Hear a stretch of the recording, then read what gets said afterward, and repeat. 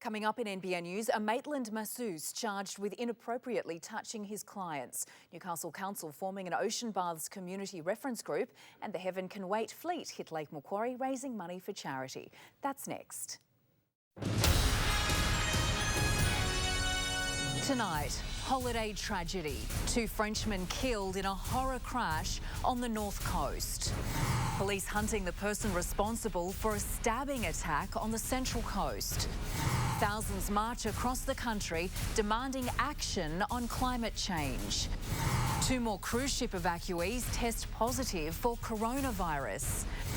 And our cricketers shrug off Sandpaper Gate, thumping South Africa in Johannesburg. With a hat-trick. This is NBN News with Jane Goldsmith. Good evening. 2 French nationals visiting Australia have died in horrific circumstances on the north coast. The pair were travelling along the Summerland Way north of Grafton when their hire car and a B-double collided in wet conditions. Barely recognisable, the Hyundai i30 stood little chance. Parts of the motor and other debris littering the Summerland Way after an early morning crash involving the car and a B-double. We don't want to be coming to crashes like this. Britt Ramsey, NBN News.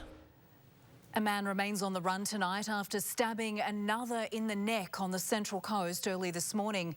Emergency services say they were in the right place at the right time to save the victim's life. Saturday morning and a busy Central Coast road is blocked off but far from empty. Oh, mayhem, you know. The whole road's just blocked and forensic, just everything. It was just a little bit too close to home. Sarah Giuliano, NBN News.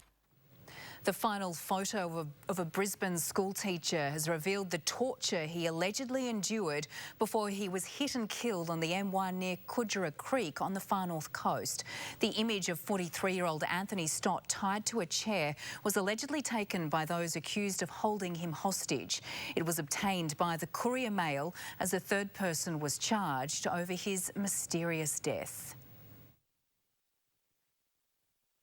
A remedial massage therapist will face Raymond Terrace Local Court next month, accused of inappropriately touching 2 women. The 62-year-old man is alleged to have committed the offences on separate occasions between 2019 and 2020 during sessions at his home-based business in Maitland. 6 people have walked away with only cuts and bruises after a 4-car crash near Wingin this morning. 1 man was trapped in his car when it rolled on the New England Highway north of Scone at around 7 o'clock. He was later airlifted to John Hunter Hospital with minor injuries. Motorists experienced heavy traffic delays, some waiting 90 minutes while emergency services cleared the scene. Police are investigating. Newcastle Council is going back to basics after its controversial attempt to find developers to upgrade the city's ocean baths failed. It's now asking ratepayers to have their say by joining a community reference group. Newcastle loves its ocean baths and has been quite vocal in preserving and protecting them. We're really happy that the council has rejected any expressions of interest, and we just really want to see this beautiful space upgraded. Samantha Pote, NBN News. Right now, some very dedicated sailors are making their way around Lake Macquarie for a very worthwhile cause. They're taking part in a unique charity event which pushes them to their limits. Heaven can wait. For now, they're sailing. But for many, this truly is heaven on water. After the break, speed now the focus for authorities probing a deadly train crash.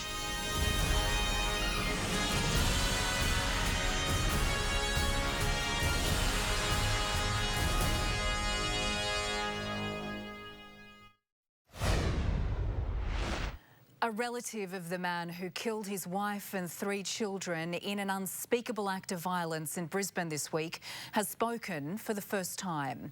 Rowan Baxter's cousin has told NBN News he had a dark history of violence that she saw firsthand.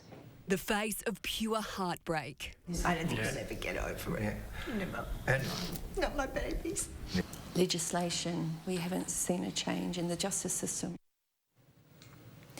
And if you or anyone you know is a victim of domestic violence, there is help out there. Call 1800 RESPECT. That's 1800 737 732.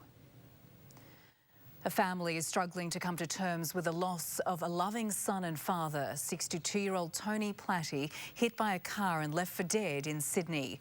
A police officer had to jump behind the wheel of an ambulance as paramedics tried desperately to save him in the back.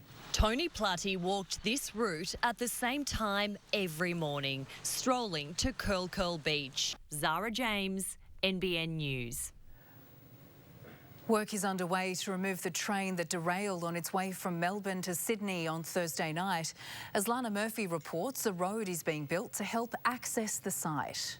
There's been a significant amount of activity at the crash site here in Wallen today as crews prepare to right the derailed XPT back onto the track. Lana Murphy reporting there. Activists have formed a new alliance vowing to make the government take action on climate change. While thousands marched through Sydney's streets, the so-called nationwide action failed to gain traction in other parts of the country. They are loyal to the cause, giving up their time on a Saturday for the future. Damien Ryan, NBN News.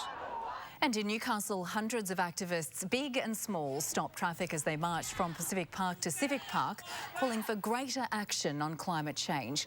All of them giving up their Saturday afternoon to demonstrate their passion for the cause. Not just about us skipping school, it's also about us demanding the action that's needed to save our planet. They spent a fortnight in quarantine on a coronavirus-infested cruise ship off Japan. Now, since arriving back on home soil, 4 more Australians have contracted the disease. It comes as the federal government eases travel restrictions on some students who have been stuck in mainland China. Leaving quarantine in Darwin, but not how they would have hoped. 4 Australians transferred to hospitals in their home states. Stay with us next. Accusations Russia is trying to sabotage the upcoming US election. Homes buried as heavy snow blankets entire villages in southeastern Turkey. And our peacekeepers pause 25 years on from the Rwandan genocide.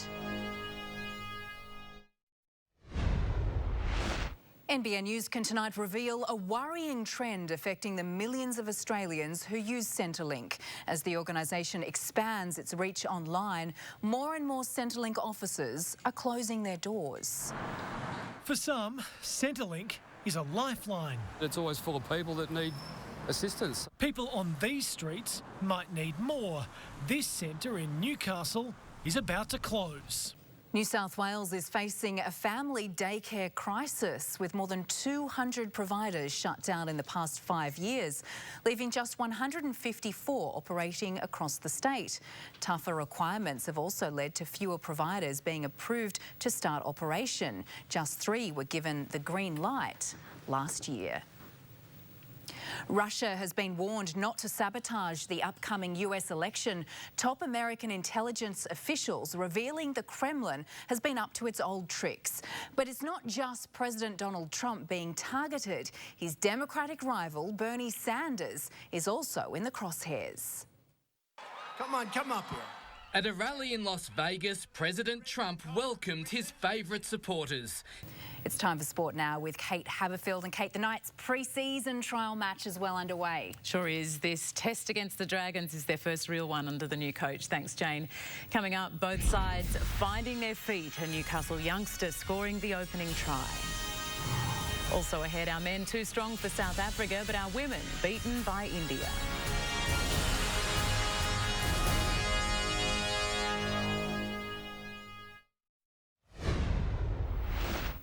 The Knights and Dragons are doing battle in a trial match at Maitland Sports Ground.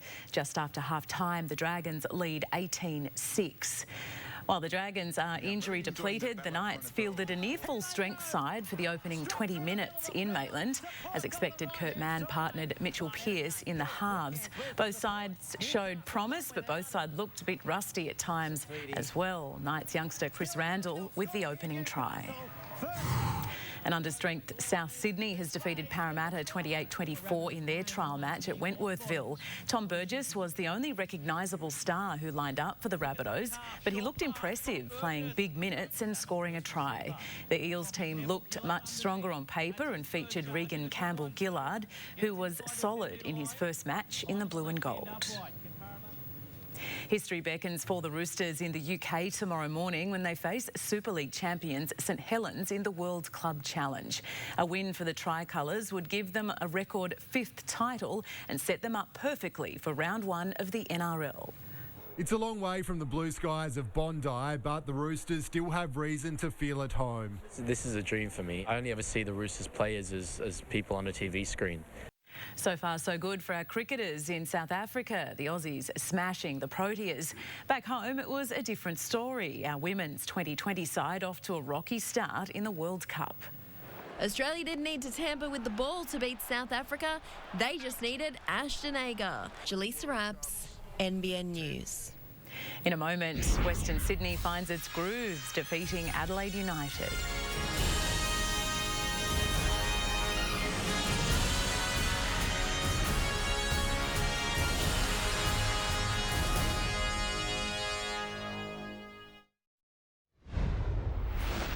The Wanderers' much criticised attack finally clicked into gear last night. Western Sydney thumping Adelaide United 5-2.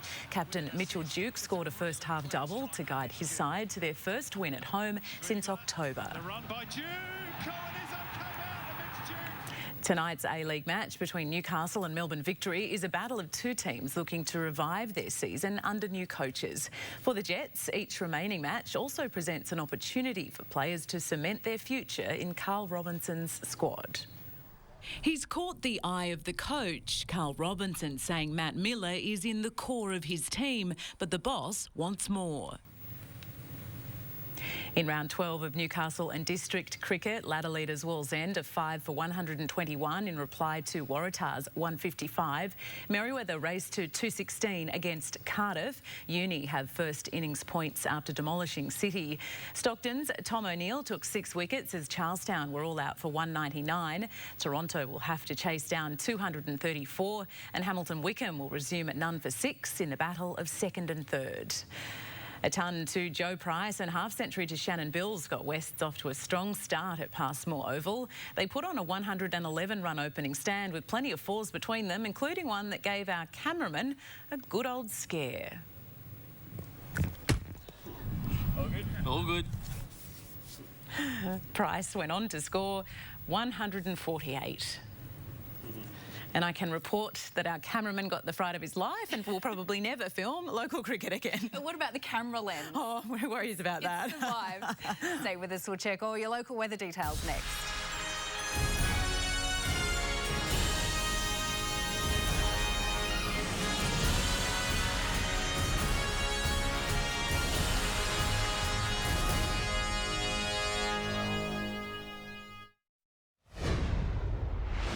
Weather time now. A few showers about the lower Hunter and Central Coast today. Dry and sunny in Newcastle. As autumn approaches, many are enjoying the last of the summer sunsets. This beautiful image from Corlette last night. Thanks to Tracy Rugby for snapping this shot and sending it through to our NBN Weather Shots Facebook page. Up to the satellite now. Thick cloud over northern New South Wales with a trough is triggering showers and thunderstorms. Low cloud in the east with onshore winds is bringing a few showers and clearer skies to the southwest due to high pressure. On the synoptic chart tomorrow, a tropical cyclone should continue to deepen, causing showers, storms and wind to increase about the Gulf. A trough in the east will use moisture to scatter heavy showers and storms across Queensland and northern New South Wales tomorrow. Zooming in, a glorious Saturday morning, partly cloudy with isolated showers about this afternoon. A top of 24 for Newcastle, 25 at Williamtown, 26 for Maitland and Scone, 15 to 24 for Merriwa today. Tomorrow, partly cloudy with the slight chance of a shower, but otherwise looking mostly fine. Expecting 27 degrees for Newcastle, Wallsend and Maitland, 26 for Nelson Hudson Bay and Toronto, 27 for Bulahdelah, reaching 26 in Scone, just 15 for the Barrington Tops and 26 in Murrurundi. Coastal waters information, season swell at 1.5 metres, light easterlies up to 15 knots. The sun to rise at 6:34 and set at 7:38. And the outlook for Newcastle, Monday and Tuesday, partly cloudy, temperatures rising midweek. You can see a possible light shower for Wednesday and Thursday.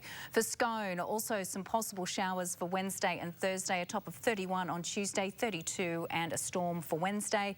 And finally in Gosford, mid-20s for the next couple of days. Also some possible light showers and a storm expected on Wednesday with a top of 32 degrees.